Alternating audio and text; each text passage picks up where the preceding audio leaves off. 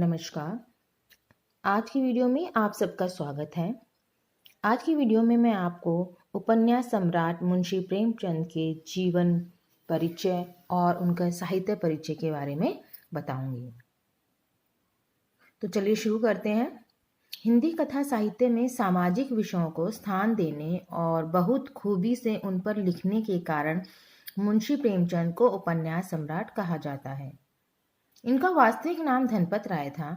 इन्होंने 13 वर्ष की आयु से ही लिखना आरंभ कर दिया था। शुरू में ये कहानियां, नाटक और उपन्यास नवाब राय के नाम से लिखते थे।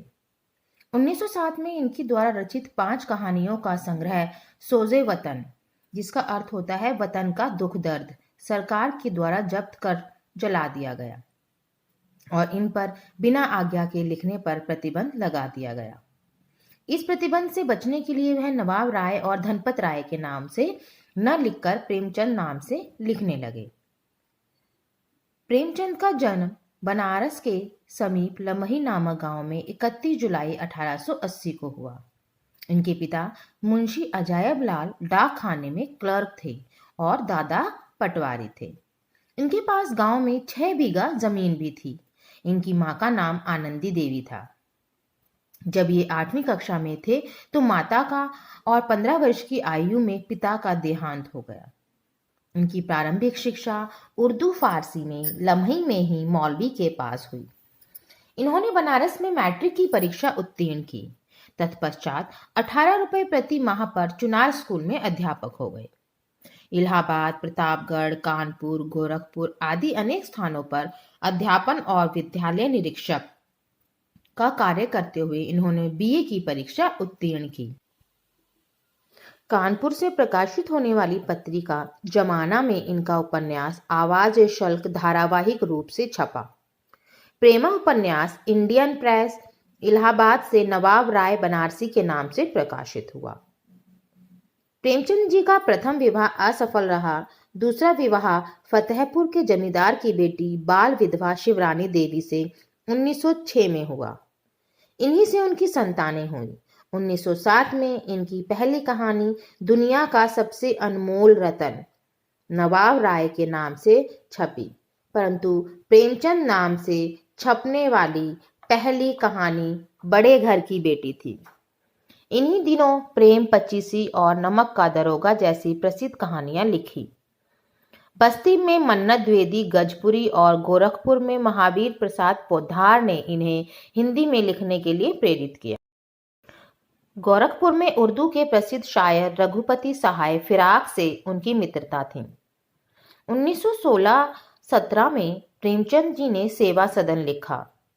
इस समय तक वह भारतीय स्वतंत्रता संग्राम से परिचित ही नहीं, उसके रंग में रंग चुके थे और लेखनी भारतीय सामाजिक समस्याओं पर बड़े वेग से चलने लगी थी। इसलिए 15 फरवरी 1921 को उन्होंने सरकारी नौकरी छोड़ दी और कानपुर के मारवाड़ी स्कूल में हेडमास्टर हो गए। 1922 में बनारस लौट आए और सरस्वती प्रेस की स्थापना की।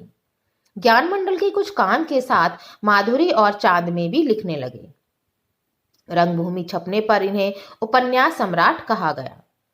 प्रेमचंद जी के अन्य चर्चित बहुत से उपन्यासों में कर्मभूमि और गोदान प्रमुख हैं। मार्च 1930 में इन्होंने हंस पत्रिका निकाली, परंतु सदैव धनाभाव से ग्रस्त रहे, इसलिए फिल्मों के लिए कहानियां और संवाद लिखने के लिए 1935 में मुंबई गए। यद्यपि अपने जीवन काल में प्रेमचंद मुंबई में पूरा 1 वर्ष भी बिता ना पाए, तथापि मरणोपरांत उनकी कहानियां और उपन्यासों पर यादगार फिल्में बनी। 1938 में सेवा सदन उपन्यास पर के सुब्रमण्यम ने फिल्म बनाई।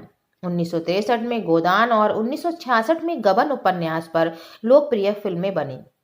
1977 और 1981 में सत्यजीत रे ने उनकी कहानियों पर शतरंज के खिलाड़ी और सदगति सदृश उत्कृष्ट कोटि की फिल्में बनाई।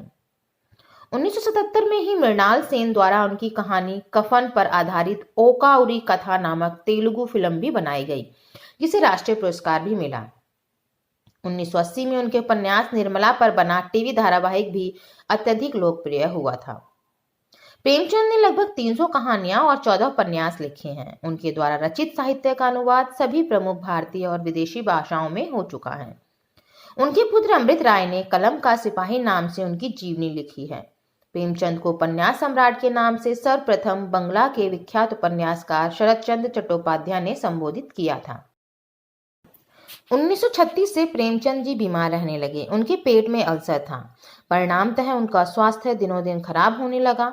अब उनके मुख से रक्त वमन भी होने लगा था। अपनी इस बीमारी के बावजूद उन्होंने प्रगतिशील लेखक संघ की स्थापना में सहयोग दिया। आर्थिक तंगी के कारण वे अपनी बीमारी का इलाज भी ठीक से नहीं करा सके और अंततः 8 अक्टूबर 1936 को प्रातः 7:30 बजे हिंदी के इस महान लेखक ने प्राण त्याग दिए। इस प्रकार वह दीप सदा के लिए बुझ गया जिसने अपने जीवन की बाती को कण कण जलाकर भारतीय समाज का पथ आलोकित किया। प्रेमचंद के बारे में आपको ये कैसा लगा, कमेंट सेक्शन में जरूर लिखना। धन्यवाद।